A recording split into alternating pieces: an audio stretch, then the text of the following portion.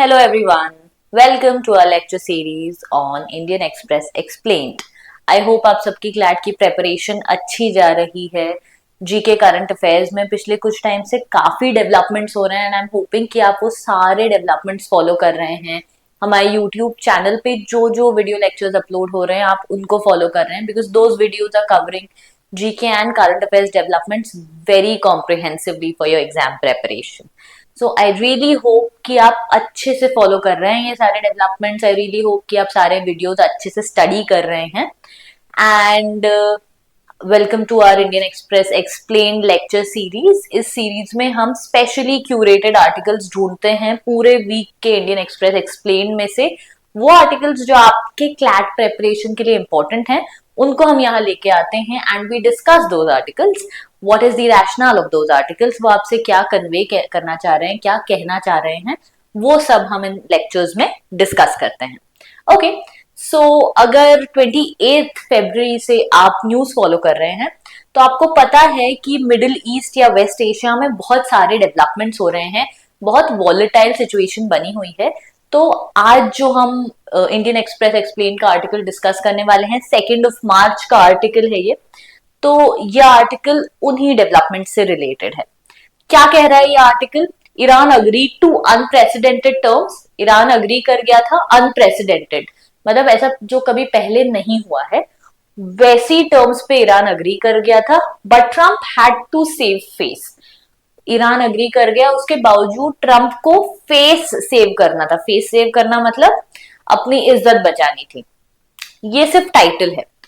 Article क्या कह रहा है इस पे हम आते हैं, आइए. So as of 2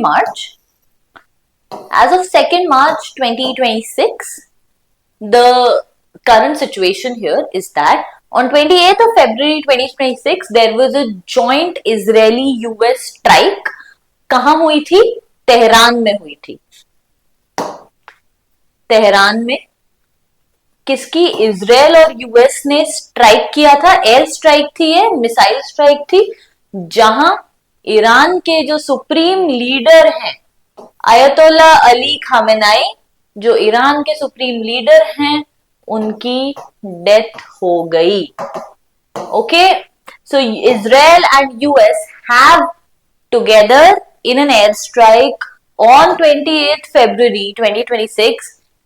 They have managed to eliminate the supreme leader of Iran, Ayatollah Ali Khamenei. Okay? इस एयर स्ट्राइक में और कौन कौन प्रेजेंट था जिनकी डेथ हुई है? ईरान के सुप्रीम नेशनल सिक्योरिटी काउंसिल के secretary Ali Shamkhani, defence minister Iran के, बहुत इंपॉर्टेंट. इमेजिन करिए किसी कंट्री के डिफेंस मिनिस्टर की डेथ हो गई है उनके सुप्रीम लीडर के साथ. डिफेंस मिनिस्टर जो थे आमिर नसीर ज़ादा, और finally commander of the Islamic revolutionary guard core. क्या है इस्लामिक रेवोल्यूशनरी गार्ड कोर? ये ईरान की एक इंटरनल पुलिस जैसी है जो ईरान की इंटरनल सॉवरेनिटी मेंटेन करके रखती है. इसका मैंडेट ऑफिशियली कहता है कि इसका मैंडेट है इस्लामिक रिपब्लिक की इंटेग्रिटी बनाए रखना, which means it's an internal police of Iran which manages the internal sovereignty. अंदर से मिलिट्री कू ना हो, अंदर कोई प्रोटेस्ट ना हो, उसका ध्यान रखता है इस्लामिक रेवोल्यूशनरी गार्ड्स कोर, जिसके कमांडर मोहम्मद पाकपोर की भी डेथ हो गई है इसी एयर स्ट्राइक में. ऐसा कहा जा रहा है कि around 50 high level officials of Iran have been eliminated as of 2nd March. Okay? बहुत ज्यादा volatile situation है. जैसे कि हमने देखा इजराइल और यूएस की जॉइंट स्ट्राइक थी, तो यूएस ने इस ऑपरेशन को नाम दिया है ऑपरेशन एपिक फ्यूरी. बहुत ज्यादा अमेरिकन सा नाम है कि एपिक, कि हमने बहुत कुछ एपिक काम किया है, तो ऑपरेशन एपिक फ्यूरी वैसे याद रखिए. इजराइल ने इस ऑपरेशन को नाम दिया था operation roaring lion. Important facts हैं. डेट, कौन सी कंट्रीज की जॉइंट एयर स्ट्राइक थी, नाम पोस्टुमस सुप्रीम लीडर का, कितने साल से वो पावर थे, he was in power for since for the past 37 years।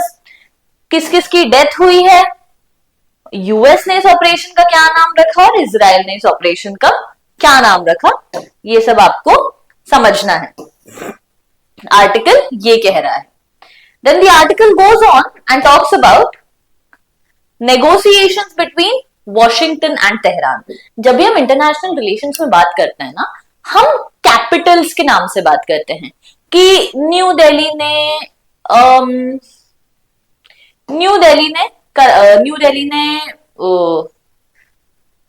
Dhaka से बात की, तो ये कोड है इंडिया और बांग्लादेश के बीच जो डिप्लोमेटिक बात हो रही है उसका, ठीक है।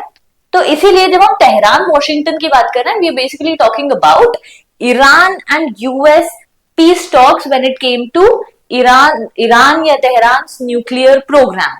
अगर आप पिछले कुछ समय से करंट अफेयर्स फॉलो कर रहे हैं, तो for the past 6 months Tehran and Washington have been in a state of negotiation, and this negotiation is mediated by whom?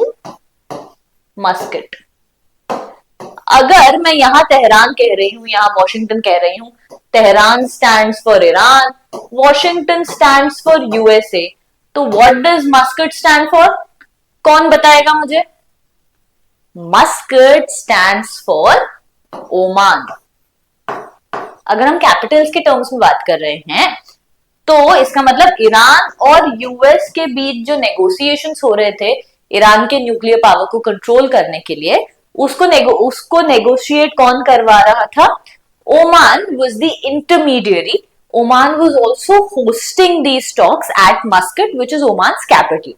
Okay, so according to sources ये जो टॉक्स हुई थी, ईरान ने बहुत सारे टर्म्स पे अग्री किया था यूएसए से, और ये सारे टर्म्स बहुत ज्यादा एडवांटेजेस थे यूएस के लिए और बहुत ज्यादा डिसएडवांटेजेस थे तेहरान या ईरान के लिए, विच इज वाई इसको अनप्रेसिडेंटेड कहा जा रहा है। ओके, क्या क्या टर्म्स थे ये? Zero stock piling of nuclear material. Nuclear material मतलब वो मटेरियल जिससे आप न्यूक्लियर वेपन डेवलप कर सकते हैं। Down blending, the Iran will go down blending its existing 60% enriched stockpile. किसकी enriched stockpile? यूरेनियम की। यूरेनियम की जो existing ईरान के पास 60% enriched stockpile है, उसको डाउन करेगा और उसको कन्वर्ट कर देगा एक इरिवर्सिबल फ्यूल में, ताकि ईरान ये गारंटी कर रहा है कि मेरे पास जो इतना 60% एनरिच्ड यूरेनियम का स्टॉकपाइल है उसको मैं फ्यूल में कन्वर्ट कर दूंगा, और दिस वुड प्रूव या this would guarantee that Iran can no longer produce a nuclear weapon. And उसके बाद वो अलाउ करेगा यूएस इंस्पेक्टर्स को, एक्सेस देगा ईरानियन न्यूक्लियर साइट्स का। ओके, आप इमेजिन कीजिए किसी भी फॉरेन कंट्री के इंस्पेक्टर्स को अलाउ करना अपनी कंट्री की न्यूक्लियर साइट्स को इंस्पेक्ट करने आना। It's a big deal and it was a big win for the US and it was a big loss for Iran, right?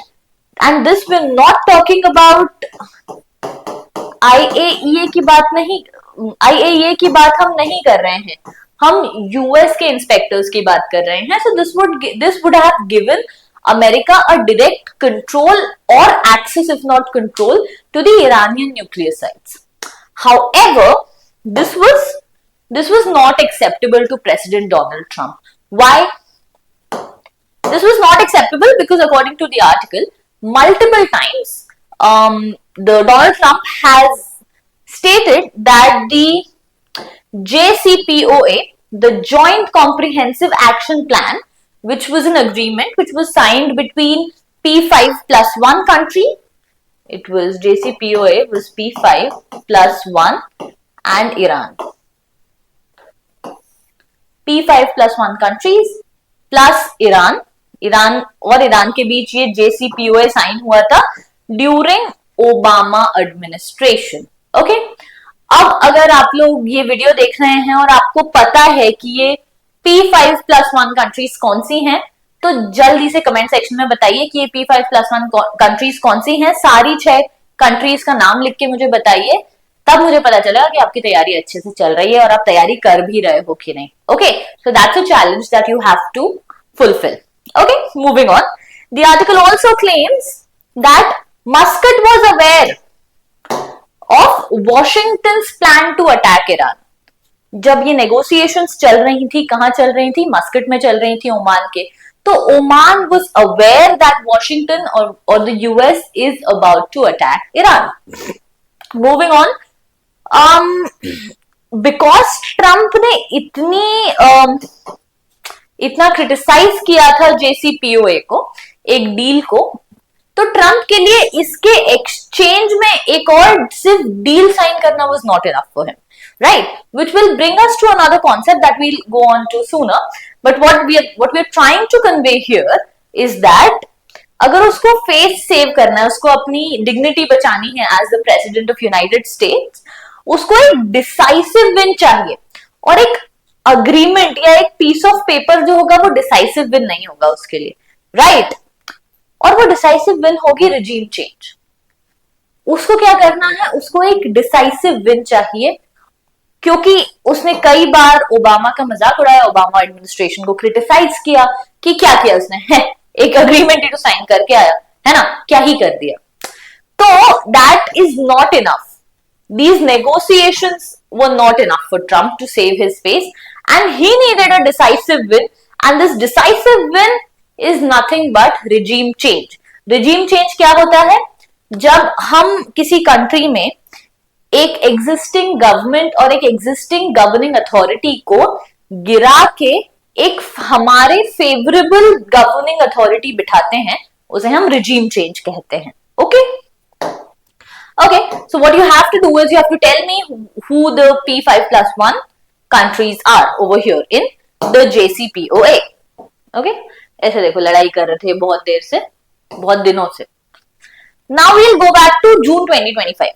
June 2025 जब skirmish हुई थी ईरान और यूएस के बीच, तब क्या हुआ था? यूएस ने फोर्डो और नाटन्स जो ईरान की न्यूक्लियर फैसिलिटीज थी उन पे अटैक किया था. एज अ रिटेलिएशन ईरान ने अल उदैद एयरबेस जो कतर में है उस पे अटैक किया था. अल उदैद एयरबेस पे 3 कंट्रीज की डिफेंस फोर्सेस हैं, USA of course, UK and then Qatar of course. It is said that at that time it was hosting about 10,000 American defense personnel there, which is why it became the Al Udeid Air Base became a target for Iran's attack. What do you have to remember over here? You have to remember these 3 names: Fordo and Natanz and Al Udeid. Fordo and Natanz Iran में है और Al Udeid जो है वो है आपके Qatar में, जहां 3 कंट्रीज की मिलिट्रीज होस्ट होती हैं, UK, USA, UK and Qatar. Now we come to something which is given in the article, which is called the commitment trap.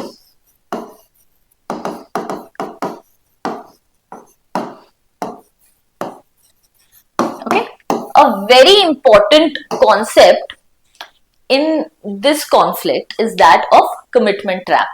क्या मतलब है commitment trap का? Let's break down the term. Commitment मतलब एक बार जो मैंने कमिटमेंट कर दी है ना, कमिटमेंट कुछ कमिट कर देना, प्रॉमिस कर देना, किसी को भी प्रॉमिस कर देना. ओके, और ट्रैप मतलब फंस जाना किसी चीज में, जाल किसी चीज का. ओके, तो कमिटमेंट की वजह से ट्रैप में फंस गए. यही हुआ है यूएस और ईरान के बीच अभी. ओके, तो पॉलिटिक्स में कमिटमेंट ट्रैप क्या होता है कि जब कोई वर्ल्ड लीडर अपने लोगों को कोई कमिटमेंट कर देता है, मान लो उसने एक्स कमिटमेंट कर दिया है ना, और अब कमिटमेंट किया तो वो तो पूरा करना पड़ेगा. मैंने वो कमिटमेंट पूरा किया, राइट? मान लो कि मैंने एक्स कमिटमेंट किया, फिर मैं एक्स को फुलफिल करूंगी, राइट? अब उसके बाद और टाइम हो जाएगा. अब मुझे जब सेकंड कमिटमेंट करना है तो मैं एक्स के लेवल का तो कर नहीं सकती, मुझे सुपर कमिटमेंट करना पड़ेगा. तो मैं x+1 कमिट करूंगी, फिर मैं ये फुलफिल करूंगी. अब मैं x+1 नहीं कर सकती तो x+1+1 कमिट करूंगी. ऐसे मेरी जो कमिटमेंट की लैडर है बढ़ती जाएगी, ये लैडर बढ़ती गई और जो सिचुएशन है वो क्या होती गई, एस्केलेट होती गई। तो दोनों यूएस और ईरान दोनों एक कमिटमेंट ट्रैप में फंसे हुए हैं। कैसे, आइए हम यहां पे देखते हैं। यूएस का कमिटमेंट ट्रैप क्या है, ये है हमारे प्रेसिडेंट ट्रंप। प्रेसिडेंट ट्रंप ने बहुत सारा मिलिट्री बिल्डअप करके रखा है। कहां करके रखा है, वेस्ट एशिया में, वेस्ट एशिया या मिडिल ईस्ट में बहुत सारा मिलिट्री, अपनी बहुत सारी मिलिट्री स्टेशन करके रखी है। जैसे हमने यहाँ अल उदैद देखा, वैसे बहुत सारे यूएस बेसिस हैं जहां प्रेसिडेंट ट्रंप ने अपनी मिलिट्री लगा के रखी है, ठीक है। अब उस मिलिट्री बिल्डअप को उसको जस्टिफाई तो करना पड़ेगा ना लोगों को कि मैंने क्यों इतनी मिलिट्री बिठा के रखी है ना। नहीं तो अपने लोगों को क्या जवाब देगा कि ऐसे एवं ही बिठाए हुए इतने लोग, ऐसे ही भेजे हुए हैं डॉलर्स खर्च कर करके पूरे मिडिल ईस्ट में, हमने पूरे स्ट्रेटेजिकली लोगों को बिठाया हुआ है, हमारी मिलिट्री बिठाई हुई है, लेकिन जब वॉर की बात आती है तो कुछ नहीं करते, है ना। तो मिलिट्री बिल्डअप है, इस मिलिट्री बिल्डअप को जस्टिफाई करने के लिए एक डील काफी नहीं है। अगर ये नेगोशिएशन जिनकी हम बात कर रहे थे, जो 3 पॉइंट्स और भी पॉइंट्स थे जिसपे ईरान अग्री हुआ था, अगर वो डील साइन हो जाती, that deal would not have been enough for President Trump to justify his military buildup in West Asia, okay. तो नेचुरली उनको एस्केलेट करना पड़ा, और एस्केलेट करके हमको क्या चाहिए, उनको रेजिम चेंज जरूरी है ये जस्टिफाई करने के लिए। ईरान की रेजिम बदलना उनके लिए जरूरी है ये मिलिट्री बिल्डअप जस्टिफाई करने के लिए। अब आ जाता है ईरान पे। जब ये ईरान के फॉर्मर लीडर खामेनेई जो थे, 2025 जून 2025 में इनकी डिटरेंस टूटी थी। ये देखिए डिटरेंस, डिटरेंस का क्या मतलब होता है, किसी डर की वजह से वायलेंस ना इन्फ्लिक्ट करना, उसे डिटरेंस कहते हैं। मतलब अपने मेरी वायलेंस इन्फ्लिक्ट करने की कैपेसिटी को मैं कंट्रोल करके रखी हूं, मतलब अटैक ना करना, उसे डिटरेंस कहते हैं। लेकिन डिटरेंस कभी ना कभी तो टूटेगी, और जैसे हमने ये एस्केलेशन का पैटर्न देखा जून 2025 में, जब फोर्डो और नाटनाज पे यूएस एयर स्ट्राइक्स हुई थी, उसके रिटेलिएशन में उन्हें अल उदैद पे ईरान ने स्ट्राइक किया था। तो अब ये एस्केलेशन समझिए कि इस लेवल की रिटेलिएटरी स्ट्राइक अब ईरान के लिए भी काफी नहीं होगी। ये यहां थी ये स्ट्राइक, अब उनको यहां आना पड़ेगा, है ना। तो ये दो कमिटमेंट ट्रैप्स हैं डोनाल्ड ट्रंप और इजराइल, डोनाल्ड ट्रंप और ईरान के, ओके। अब हम ईरान के कमिटमेंट ट्रैप को अच्छे से देखते हैं। मेजर स्ट्राइक जो इन दो उनकी न्यूक्लियर फैसिलिटीज पे हुई थी, उसके बाद अगर वो 2025 जैसी सिंबॉलिक स्ट्राइक रिपीट करते हैं, उससे ईरानियन डेटरेंस गिर जाएगी, टूट जाएगी। मतलब ईरान से जो लोगों को डर है वो फिर नहीं बचेगा। रिजीम वल्नरेबिलिटी, मतलब वहां की जो रिजीम है, वहां के जो गवर्निंग अथॉरिटी है, वो वल्नरेबल हो जाएगी, उसका मजाक बन जाएगा पूरी दुनिया में। Then comes the new reality, उसको डिसाइसिव मतलब एक डिसीजन निकल आए, है ना, डिसाइसिवली उसको रिटेलिएट करना जरूरी है, और वो एस्केलेशन होगा उससे, और वो किस में एस्केलेट होगा, मेजर वॉर में एस्केलेट होगा। अब ईरान या तो रिस्क ले ले वॉर की, है ना, या तो रिस्क ले ले या फिर लूज फेस, या तो उसकी बेइज्जती हो जाए ग्लोबली। अब आ जाता है ट्रंप पे। मैसिव कमिटमेंट जो था उनका military buildup, deal is not enough for them, है ना। जो 3 और भी पॉइंट्स पे ईरान अग्री किया था, उनको एक डिसाइसिव विन चाहिए। I need a big victory to justify the buildup, ये ट्रंप यहां कह रहे हैं। तो डिप्लोमैटिक टेबल पे तो ये नहीं हो पाएगी, मिलिट्री स्ट्राइक से ही ये जस्टिफिकेशन ट्रंप अचीव कर पाएगा। अब आप इन दोनों कमिटमेंट ट्रैप्स को साथ में मिलाइए, क्या आ रहा है, एक्सप्लोजन आ रहा है। जो एक्सप्लोजन हम आज मिडिल ईस्ट या वेस्ट एशिया में देख रहे हैं, इस कमिटमेंट ट्रैप और इस कमिटमेंट ट्रैप का रिजल्ट है वो एक्सप्लोजन, ओके। अगर हम ध्यान से देखें तो जो दोनों नेशंस हैं वो ट्रैप्ड है। किस चीज में ट्रैप्ड है, अगर दोनों नेशंस में से कोई भी वीकनेस डिस्प्ले कर देगा। यूएस की वीकनेस होगी आगे वॉर कंटिन्यू नहीं करना, और ईरान की वीकनेस होगी रिटेलिएट ना करना अगर वो ये करते हैं। दोनों में से जो वीकनेस दिखा देगा वो कमिटमेंट ट्रैप वो उसका कोलैप्स हो जाएगा, राइट। और इनको जो मिलिट्री कन्फ्रंटेशन है नॉन सिंबॉलिक है, सिर्फ एक सिंबॉलिक स्ट्राइक करके बदला नहीं लिया जा सकता इस लेवल का, क्योंकि हमने देखा कि हम एक कमिटमेंट ट्रैप पे, अगर हमने यहां कमिट किया तो नेक्स्ट टाइम हमको यहां कमिट करना पड़ेगा, फिर उसके नेक्स्ट टाइम हमको यहां कमिट करना पड़ेगा, है ना। हमारा कमिटमेंट का बढ़ता जा रहा है, क्योंकि अगर डोनाल्ड ट्रंप ओबामा जैसे कमिट कर देता कि हम मैं भी एक डील साइन करके आऊंगा, तो क्या वो वन अप कर पाता ओबामा को? नहीं कर पाता। That is why the commitment trap plays a very important role in geopolitics. Okay, अब 2025 में जून 2025 वॉशिंगटन का केसेस बेली। केसेस बेली क्या होता है? जब भी किसी कंट्री को वायलेंस या वॉर जस्टिफाई करना होता है, उस जस्टिफिकेशन को केसेस बेली कहते हैं। जून 2025 में यूएस ने जब अटैक किया था ईरान पे, उसका केसेस बेली क्या था कि ईरान के न्यूक्लियर प्रोग्राम को डिस्ट्रक्ट करना है। After these strikes the white house maintained that सब जो न्यूक्लियर प्रोग्राम था वो ऑब्लिटरेट हो गया, मतलब पूरी तरह से खत्म हो गया।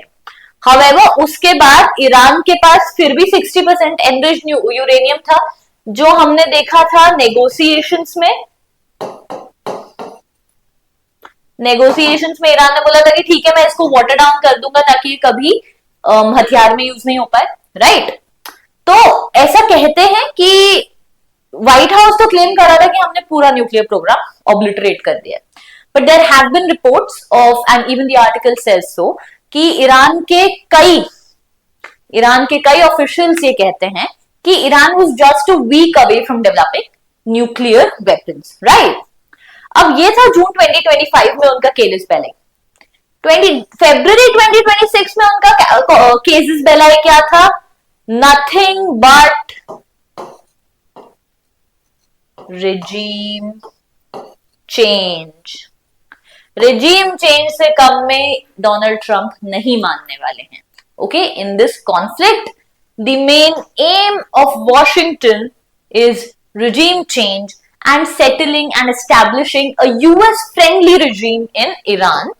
Okay, that is what Donald Trump wants.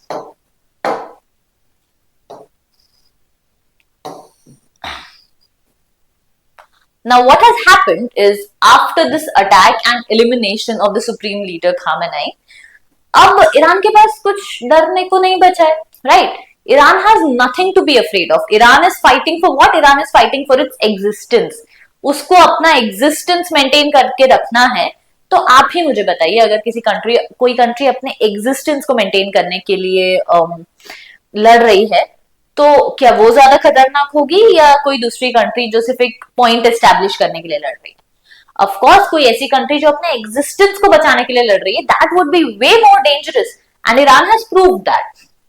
As we can see this picture from the article shows कि ईरान की शॉर्ट रेंज मिसाइल्स की क्या रेंज है, कौन सी कंट्रीज आती हैं उसके रेंज में, ईरान की मीडियम रेंज मिसाइल की क्या क्या रेंज है, and mind you all of these countries जो यहां दिख रही हैं आपको, all of these countries were then attacked by Iran, right?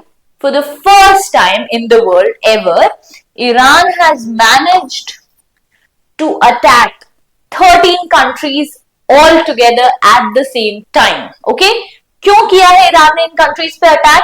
Because these countries host US military, US defence basis, और उन डिफेंस बेसिस पे अटैक हुए हैं। कहां अटैक्स की न्यूज हमने सुनी है? यूएई में सुनी है, कतर में सुनी है, कुवैत, इराक, लेबनान, यहाँ पे साइप्रस में 2 मार्च की सुबह अटैक हुआ था, टर्की में अटैक हो चुका है, जॉर्डन में अटैक हो चुका है, सऊदी अरेबिया में अटैक हो चुका है। We look at these countries at length later on, but for the first time ever a country has managed to attack 13 countries, and by the time maybe you watch this video हो सकता है ये count और भी increase हो जाए, right? which is what is unprecedented. Because the survival of the regime is at stake. अब US क्या प्रूव करना चाह रहा है कि देखो, यूएस चाहता तो खामेनेई की डेथ के बाद बैक ट्रैक हो सकता था कि देखो हमने सुप्रीम लीडर की डेथ, सुप्रीम लीडर को एलिमिनेट कर दिया है, we have proven a point. But why is US continuing this conflict? Because अगर कोई दूसरा सुप्रीम लीडर बन जाएगा, जो कि there have been reports of another supreme leader being appointed and being eliminated, जब कोई दूसरा सुप्रीम लीडर बन जाएगा तब ये प्रूव हो जाएगा कि Khamenei was not the regime. Regime तो फिर भी सर्वाइव कर गई, राइट? तो ये नहीं प्रूव होने देना है यूएस को. US wants complete destruction and regime change, right? And because having lost the supreme leader, Tehran के पास कोई रीजन नहीं है रिस्ट्रेंट अपने आप को रोकने का. Tehran is going full on, right? Okay. US was expecting Tehran to attack like this. US was expecting them, which is why USS Gerald Ford, which is an aircraft carrier, aircraft carrier है, आप देखो photo में देख सकते हो. ये इसको इनने इजराइल के पास स्टेशन करके रखा है. ऐसा कह रहे हैं कि यूएसएस जेरल्ड फोर्ड पे भी अटैक होने के चांसेस हैं by Iran. USS Gerald Ford is named after Gerald R Ford, who was the president of USA. Okay, now you will tell me in the comment section कौन से number के president थे US के? Gerald R Ford. Okay, if you know the answer, type the answer in the comment section. ठीक है, देखते हैं कि कितना जियोपॉलिटिक्स फॉलो कर रहे हैं हमारे स्टूडेंट्स, राइट? ओके, अब ईरान ने कैसे रिटेलिएट किया है?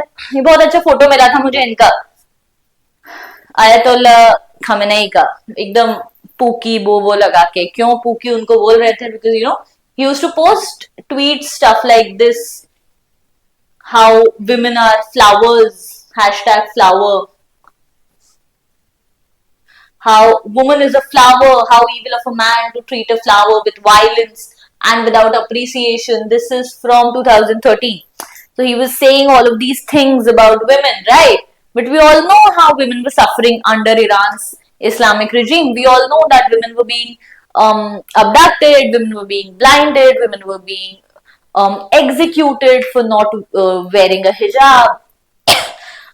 The age of consent for marriage for girls was lowered to 9 years of age, which is what makes this very dark. And a lot of people are calling him Pookie because of his, you know, his tweets like this. Fun stuff. Yes. Iran's retaliation is both vertical and horizontal. Vertical मतलब intensity में बढ़ा है, ठीक है? Intensity में मतलब damages जो वो कॉज कर रहा है, मिसाइल्स और ड्रोन्स बराज के, इंटेंसिटी से वर्टिकली बढ़ा है उसका एस्केलेशन. और हॉरिजॉन्टली मतलब नंबर ऑफ टारगेट्स पे भी बढ़ा है.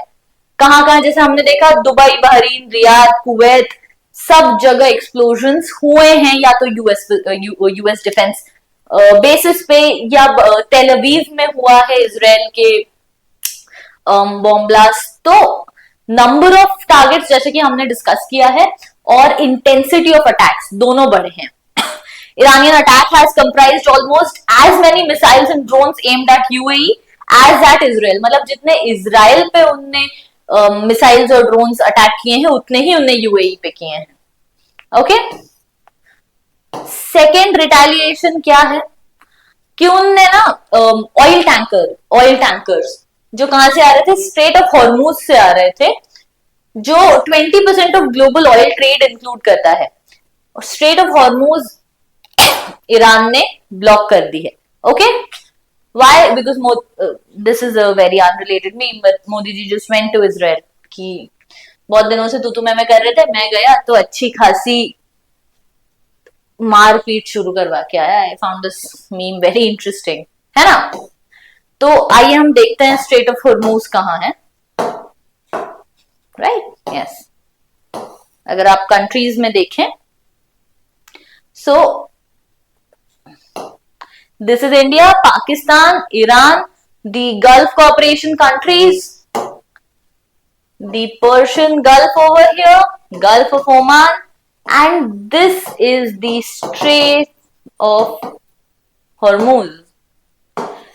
इसको हम एक और चीज कहते हैं, ये एक चोक पॉइंट है।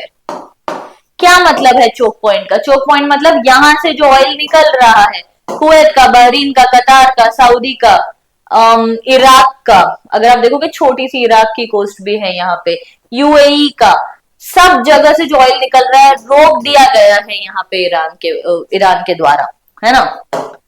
इसलिए एक चोक पॉइंट है। और क्या किया है उन्होंने? Iran reflects desire to impose costs not only on US and Israel but also on regional states, जो कि हमने देखा ये सारे states over here. US-Israel attacks have not brought forth organized, coherent Iranian opposition to fore, which can fight and replace the well-entrenched regime. At present क्या हो रहा है ईरान में?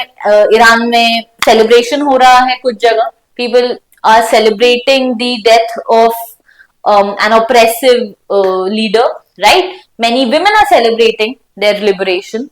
ईरान में कई जगह प्रोटेस्ट भी हो रहे हैं. So those who were supporting Khamenei, they are protesting against his unlawful murder.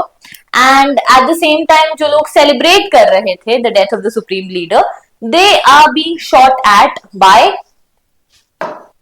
We've seen this. They are being shot at by the Islamic Revolutionary Guard Corps. They are shooting at people who are celebrating the death of the supreme leader. Okay?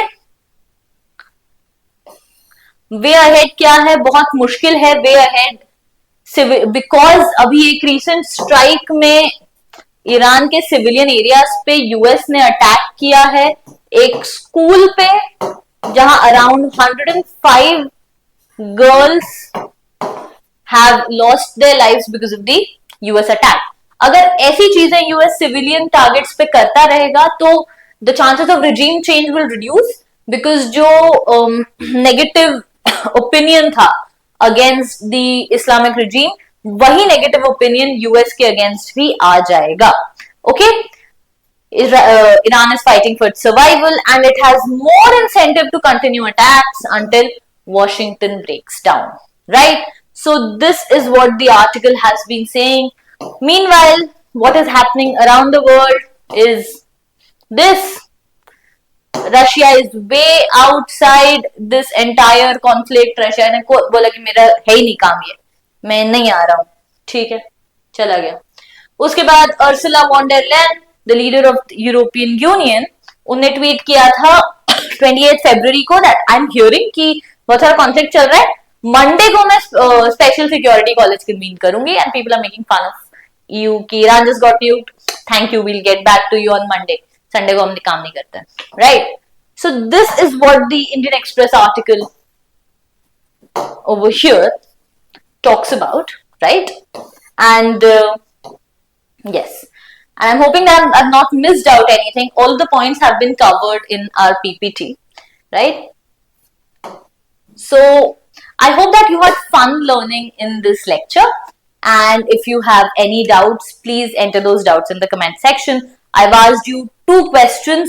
First question was कि P5+1 countries कौन सी हैं जिनने Obama के time में sign किया था Iran के साथ न्यूक्लियर डिटरेंस का agreement. And second question was Gerald R Ford कौन से नंबर के यूएस प्रेसिडेंट रह चुके हैं यूएस के. Okay, so I hope you had fun learning in this lecture. And mind you, जो जो डेवलपमेंट्स हो रहे हैं इस टॉपिक के, आप प्लीज फॉलो करते रहिए. These are very crucial developments and very very very high chances कि ये आपके क्लैट में टॉपिक आएगा, बिकॉज प्रीवियसली एब्राहम अकॉर्ड्स पूछे जा चुके हैं 2020 में, 2024 में इजराइल और गाजा के बारे में पूछे जा चुके हैं question. So this becomes a very important topic. So I hope you continue to follow this topic, and if you have any doubts, you can please enter those in the comment section. Thank you.